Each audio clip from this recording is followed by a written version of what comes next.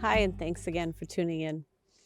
In our last episode, I talked about journaling and what an important spiritual practice that has been for me, and that journaling really became a prayer practice for me because I would address my journals to God. I would start them with Dear God or Dear Creator. But about a year before I had my spiritual awakening and moving to Texas, I changed who I addressed my journals to.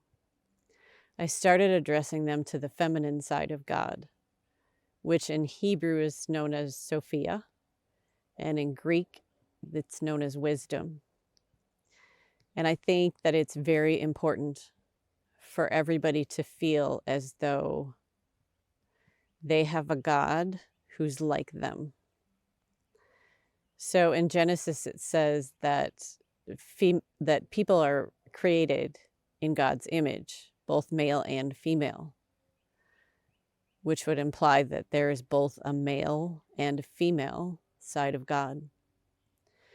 So I started writing to Sophia, and what happened was my communication with God in that way became much more personal because I usually only share my deepest secrets and thoughts with my best girlfriends. And so to start writing or talking or praying to another female, I felt closer suddenly to God. And it just opened me up in a new way. And what happened when I came down to Austin and I was watching my friend Julie's cats, and I decided to start telling the truth about my life to myself, to my friends, to my family. I knew that once I started telling the truth, it would change everything. And that was really hard for me. And I knew that I was going to end up leaving my family to move to Texas. And that's a long ways, it's a long distance in between. But I also knew that I needed to do that for my emotional health and my spiritual health and my physical health. I knew that that was going to be one of the hardest things I've ever had to do, even though it felt like I was doing it for all the right reasons. And more specifically for my own survival.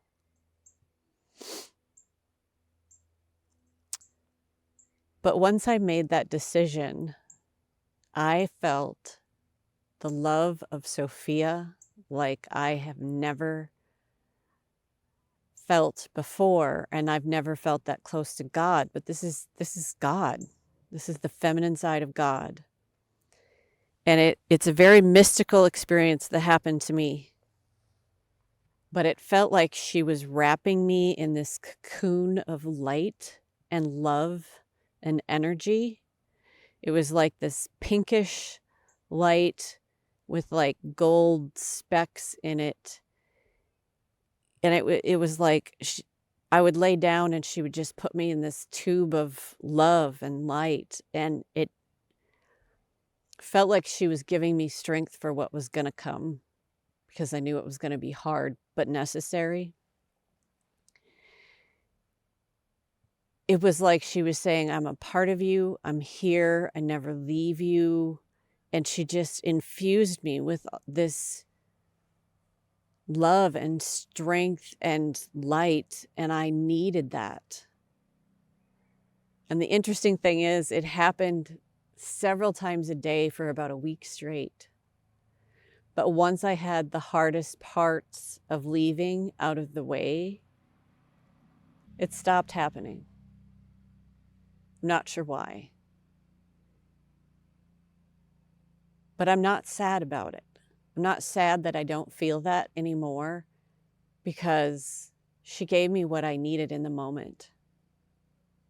I needed to feel her that close to me. I needed to feel God's love in a feminine form wrapped around me and giving me strength and helping me to be brave. She helped me be brave. She gave me courage, not comfort. I mean, it was comforting, but more than comfort, I needed courage. And that's what she gave me. And it happened that I started writing to Sophia about a year before this transition happened. But I often wonder, what if I hadn't opened up in that way? What if I hadn't met that side of God?